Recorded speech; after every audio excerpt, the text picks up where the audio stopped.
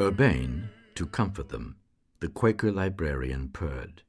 And we have we not, those priceless pages of Wilhelm Meister, a great poet on a great brother poet, a hesitating soul taking arms against a sea of troubles, torn by conflicting doubts, as one sees in real life. He came a step, a syncopace forward, on Neat's leather creaking, and a step backward, a syncopace on the solemn floor. A noiseless attendant, setting open the door but slightly, made him a noiseless beck. "Directly," said he, creaking to go, albeit lingering. The beautiful, ineffectual dreamer who comes to grief against hard facts, one always feels that Goethe's judgments are so true in the larger analysis. Twice creakingly analysis, he corantoed off. Bold, most zealous by the door, he gave his large ear all to the attendant's words, heard them, and was gone. Two left. "Monsieur de la Palisse," Stephen sneered, "was alive 15 minutes before his death." "Have you found those 6 brave medicals?" John Eglinton asked with elders' gall, "to write Paradise Lost at your dictation. The Sorrows of Satan, he calls it." Smile, Cranley, smile. First he tickled her, then he patted her, then he passed the female catheter, for he was a medical, jolly old Meddy. "I feel you would need 1 more for Hamlet. 7 is dear to the mystic mind. The Shining 7, W.B. calls them."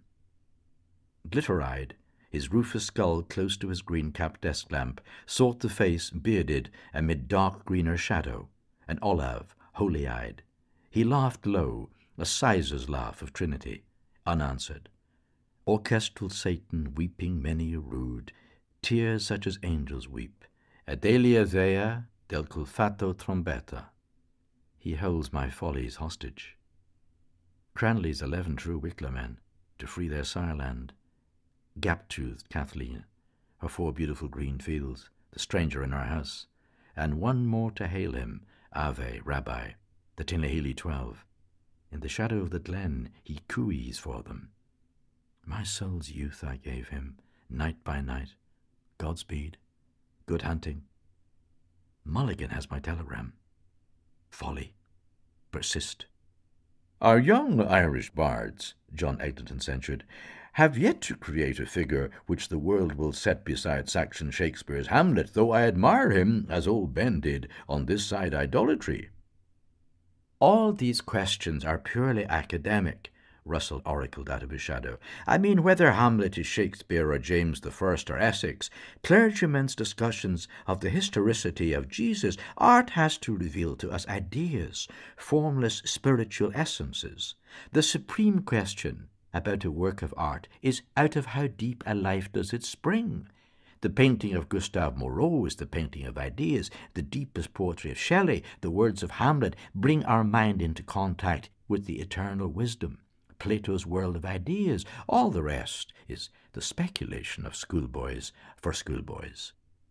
A.E. has been telling some Yankee interviewer, "Well, tarnation strike me. The schoolmen were schoolboys first," Stephen said super politely. "Aristotle was once Plato's schoolboy." "And has remained so, one should hope," John Eglinton sedately said. "One can see him a model schoolboy with his diploma under his arm." He laughed again at the now smiling, bearded face. "Formless, spiritual, Father, Word, and Holy Breath, All-Father, the Heavenly Man, Jesus Christos, Magician of the Beautiful, the Logos who suffers in us at every moment. This verily is that. I am the fire upon the altar. I am the sacrificial butter." Dunlop, Judge, the noblest Roman of them all, A.E. Arvel, the name ineffable, in heaven high, K.H. their master, whose identity is no secret to adepts. Brothers of the Great White Lodge always watching to see if they can help. The Christ with the bride sister, moisture of light, born of an ensouled virgin, repentant Sophia, departed to the plane of Budai. The life esoteric is not for ordinary person. O.P. must work off bad karma first. Mrs. Cooper Oakley once glimpsed our very illustrious sister H.P.P.'s elemental. "Oh, fie, out on't, beautiful. You naughtn't to look, missus, so you naughtn't, when a lady's showing of her elemental." Mr. Best entered, tall, young, mild, light. He bore in his hand with grace a notebook, new, large, clean, bright. That model schoolboy, Stephen said, would find Hamlet's musings about the afterlife of his princely soul, the improbable, insignificant, and undramatic monologue, as shallow as Plato's. John Eglinton, frowning, said, waxing wroth, "Upon my word, it makes my blood boil to hear anyone compare Aristotle with Plato." "Which of the two," Stephen asked, "would have banished me from his commonwealth?"